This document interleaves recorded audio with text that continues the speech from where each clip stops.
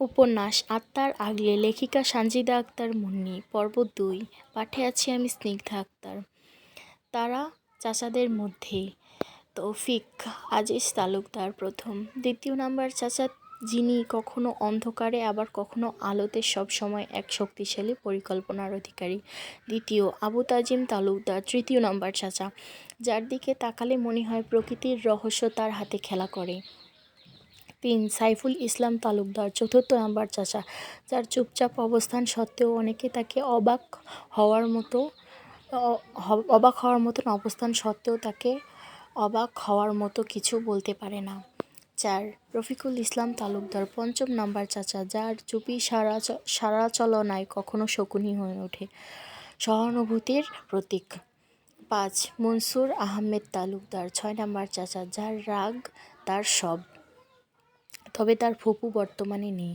তার দাদা মোস্তফা তালুকদার একজন প্রভাবশালী ব্যক্তি, যিনি বর্তমানে গ্রামের দ্বিতীয় প্রধান হিসেবে দায়িত্ব পালন করছেন। তবে জানি এখন আপনাদের কাছে এটি জ্বলন্ত প্রশ্ন হয়ে দাঁড়িয়ে আছে, কেন তাকে দ্বিতীয় গ্রামপ্রধান বলা হলো। জানার জন্য অপেক্ষা করতে হবে। ইনশাল্লাহ গল্পে জানতে পারবেন। মেহেরুন আর তার ভাইসহ তার চাচাতো ভাই বোন 15 জন। মেহেরুনের পরিবার একটি জমিদার পরিবারের অংশ, যেখানে তাদের প্রধান ব্যবসা কৃষি ও ভূমি পরিচালন।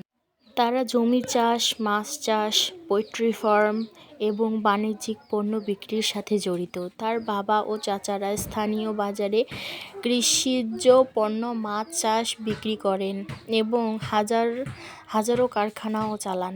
জমির উন্নয়ন এবং নির্মাণ কাজ তারা করেন। শুধু কি গ্রামে মোস্তফা তালুকদারের গ্রামে দিয়ে হবে না নয়, তাই তো তার ছোট 2 ছেলে তাদের ব্যবসায়িক কাজে লাগিয়ে দিয়েছেন। তবে এই জমিদারের পরিবারের মাঝে আবার কিছু অদৃশ্য খুনাখুনি রয়েছে, নিজেদের মধ্যে কিন্তু নিজেদের পরিবারে নয়।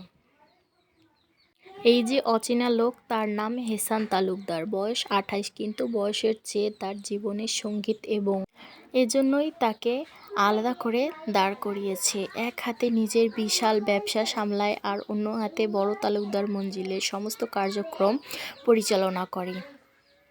তার মধ্যে এখানে রাজনীতি, ব্যবসা, তার ব্যক্তিগত জীবন একসাথে থেকে গেছে। তবে এখানেই শেষ নয়, তার জীবনে এক অদৃশ্য যুদ্ধের মতো। এহসানের বাবা মনিরুল তালুকদার একজন বিশিষ্ট ব্যক্তি। মোস্তফা তালুকদারের বড় ভাই তিনি।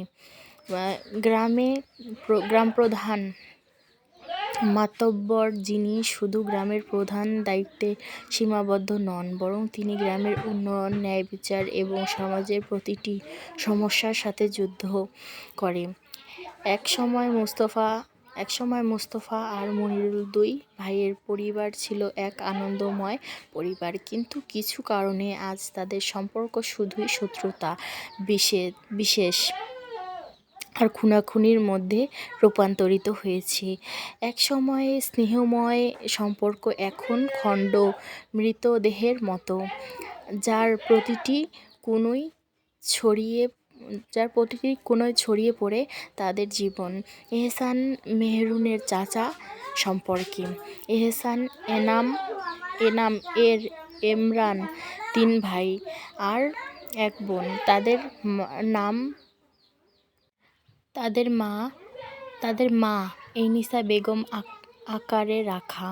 তাদের সবার মধ্যে সবচেয়ে ছোট এহসান, আর তার ছোট বোন ছিল এশা সুলতানা, যে কিনা মেহেরুনের সাথে পড়াশোনা করছে। তার সম্পর্কটা ছিল আরও জটিল। 2 পরিবারের মধ্যে হাজারো বিবাদ থাকলেও তারা গোপনেই ভালো বন্ধু ছিল। তবে পরিবারদের ভিতরে ছিল এক কঠিন লুকানো দ্বন্দ্ব। এহসানের বাবা মনিরুল তালুকদার গ্রামের প্রধান মাতব্বর। গ্রামে তাদের শব্দ এক বিশাল দাপট, কারণ তারা শুধু শক্তিশালী নয়, বরং ব্যবসা ও রাজনৈতিক ক্ষেত্রেও প্রভাবশালী। তাদের পরিবারের ব্যবসা ছিল অনেক বড়, জমি, পাট, চিনি মিল সব ছিল তাদের হাতে। গ্রামের মানুষ তাদের কথা মেনে চলত, আর তাদের সিদ্ধান্তকে চ্যালেঞ্জ করতে সাহস পেত না কেউ। সেই শক্তির কারণে মনিরুল তালুকদার পরিবারের নাম ছিল সবার মুখে মুখে। এই বড় তালুকদার মঞ্জিলের কেউ যদি 10টা খুন করেও বসে গ্রামের মানুষ এর সামনে, কিন্তু তাও কেউ একটা শব্দ বের করবে না মুখ থেকে, এত দাপট তাদের। বর্তমানে মেহেরুন এহসানের এতটা জঘন্য কথা শুনে রাগে ফেটে পড়ে। তীব্র ক্রোধে সে এহসানের কলার চেপে ধরে, দাঁত চেপে বলে, লজ্জা করে না নিজের ভাতিজিকে বিয়ে করতে? লজ্জা লাগে না এমন বেশরম কথা বলতে? একটুও লজ্জা করে না? একটুও করে না। এহসান আবারও তার ছেলের হাসি দিয়ে তার অপমানের সুরে বলে, না, লজ্জা করে না। নিজের বউয়ের সাথে বেশরম কথা বলতে লজ্জা কাপুরুষদের করতে, আমরা না। আমি তো আর তোর বাপ চাচার মতো কাপুরুষ না, তাইলে লজ্জা করে কেন? আমি তো আর তোর বাপ চাচাদের মতো না, তাহলে লজ্জা করবে কেন?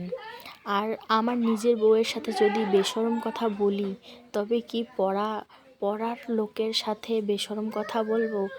মেহেরুন চিৎকার করে ওঠে, তার চোখে ক্ষোভের আগুন জ্বলছে। আপনি একটা নীচ মানুষ, একটা নীচ। এহসান মেহেরুনের নিজের ভাতিজিকে বিয়ে করেছে, তাও জোর করে। আলী রাদিয়াল্লাহু তাআলা আনহু কিন্তু ফাতেমা রাদিয়াল্লাহু তাআলা আনহুর চাচা ছিলেন।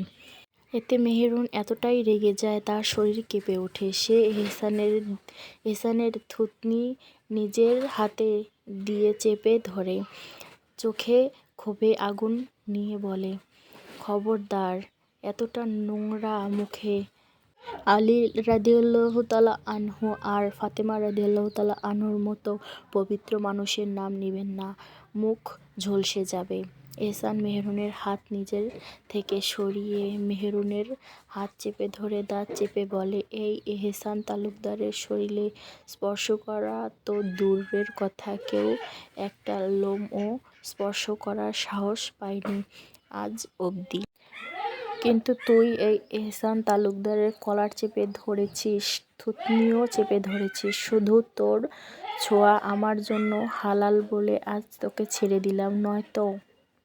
মেহেরুন নিজের হাত ছাড়িয়ে নেওয়ার চেষ্টা করতে দাঁত চেপে বলে, নয়তো কি? আপনি একটা পশু, একটা জানোয়ার। এহসান মেহেরুনের হাত আরও শক্ত করে চেপে ধরে বলে, নয়তো এই 2 হাত এখন এই মাটিতে থাকতো, শরীরে নয়। আর আমি পশু, জানোয়ার যাই হই, এই পশু আত্মার আগলে তোকে সারা জীবন আটকাতে হবে, মনে রাখিস।